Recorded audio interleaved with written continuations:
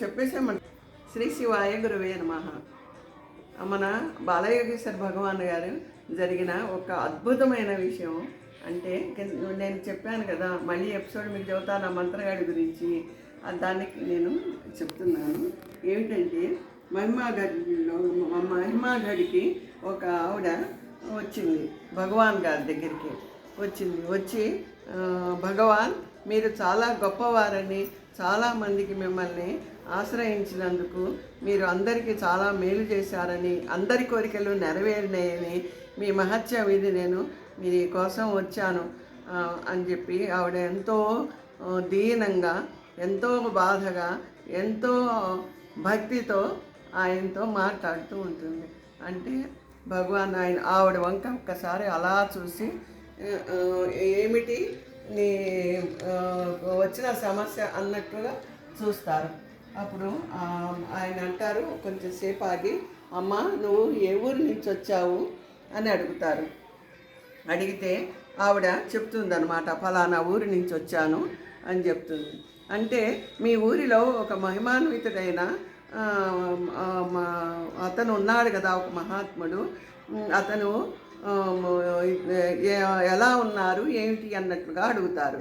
అడిగేటప్పటికీ ఆవిడ అంటుంది, భగవాన్ ఆయన కోడల్ని నేను, ఆయన నాకు మామగారు అవుతారు అని చెప్పి చెబుతుంది.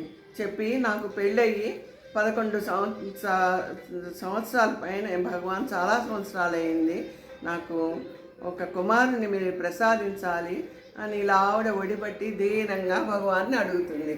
అంటే భగవాను చూస్తారు.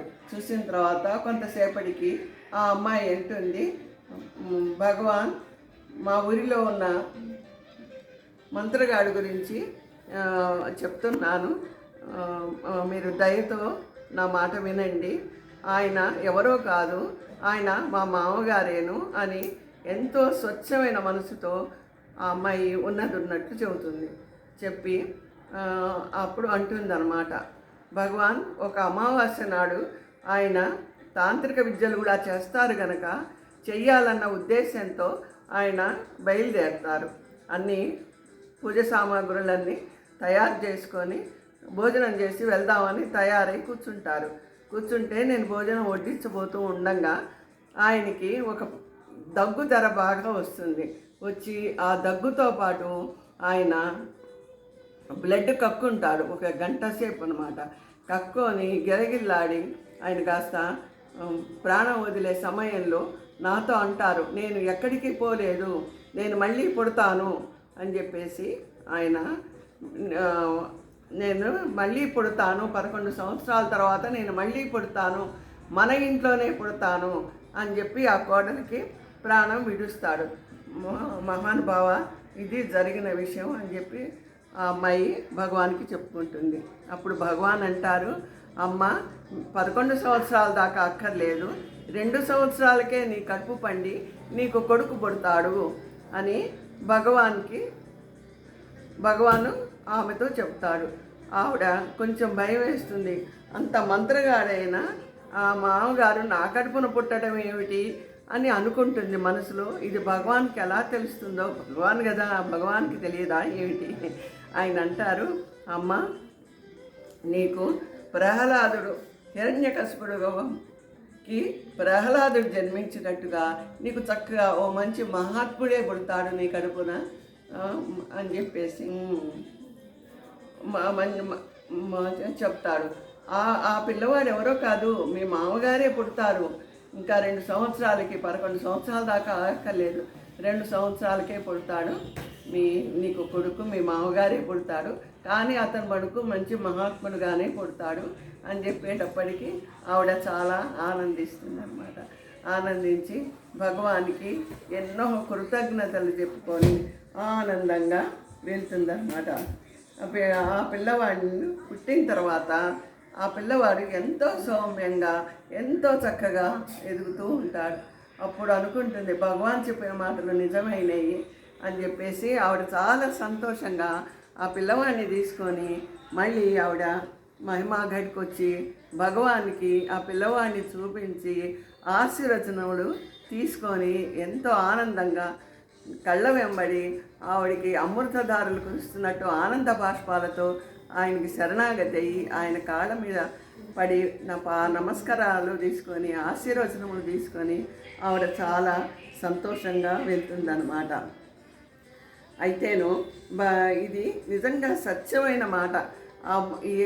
ఇప్పటికీను ఆ ఊళ్ళో వాళ్ళందరికీ ఈ సంగతి తెలుసు, ఆవిడ తెలుసు, అందరూ తెలుసు అన్నమాట. ఇలాంటి అద్భుతమైన విషయం ఎవరు చేస్తారు? ఈ యుగంలో మనకి భగవాన్ గారు ఇంతటి మహత్యం చేసి చూపించారు అంటే ఆయన భగవానే కదా, నిజంగా ఈశ్వరుడే కదా. అంత ఈశ్వరుడు ఆ భగవాన్ మన పక్కనుంటే మనకి లోటేమిటి? అందుకని మనం అందరం బాలయోగీశ్వర భగవాన్ గారికి జన్మజన్మల రుణంతో ఆయన సేవ చేసుకుంటూ ఆయన ఆజ్ఞను పాటిస్తూ మనం అందరం ఉందామా?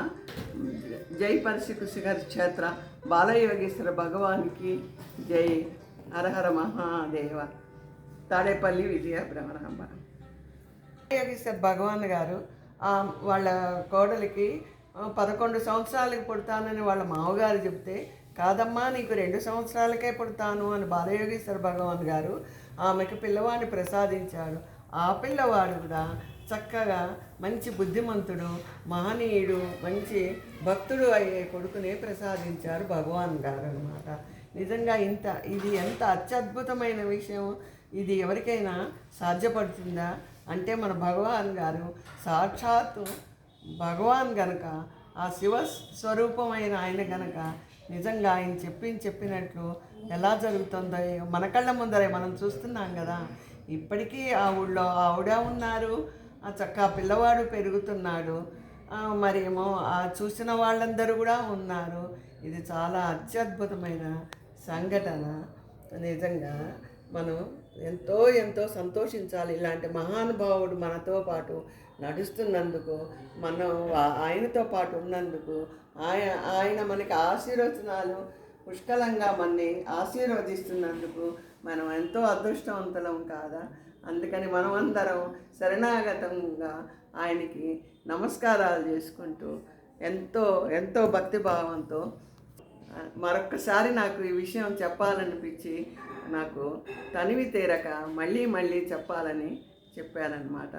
భక్తులందరూ దీన్ని ఆలకించి ఈ అమృతమైన విషయాలను మన మనసులో ఉంచుకొని భక్తితో ఉందాము. హరహర మహాదేవ. తాడేపల్లి విజయ బ్రహ్మరాంబ.